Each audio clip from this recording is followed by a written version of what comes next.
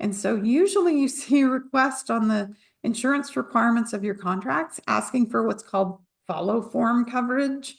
Watch out for that and strike it where you can, because 99.99% of excess policies are not follow form. A true follow form policy is probably only going to have 3 or 4 pages to it. And it's not going to have any other endorsements or exclusions tacked onto it. Follow form means that this excess policy applies exactly the same way as all the underlying policies do. And that's extremely rare. And people that have those policies, they pay a lot more money for them. So they're extremely rare. I kind of liken it to like seeing a unicorn. That's about how rare they are. I've heard about them. I've never seen one in real life.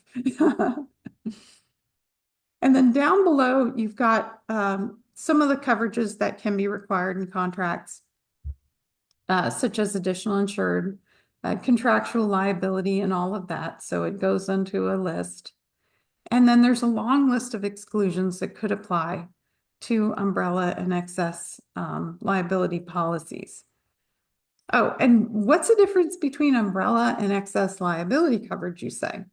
Well, umbrella policies cover over the underlying policies, but they might also give some sublimits or some other coverages that you don't find in the underlying policies. And that's why they call it an umbrella. An excess liability policy just gives higher limits above what's in the underlying policies, but it doesn't give extra types of coverage that aren't in those underlying policies. So that's a good thing to keep in mind. But either an umbrella or excess liability policy could be used to help meet total required limits in contracts. And I'll pause for a minute and just see if there's any questions. Doesn't look like it. All right.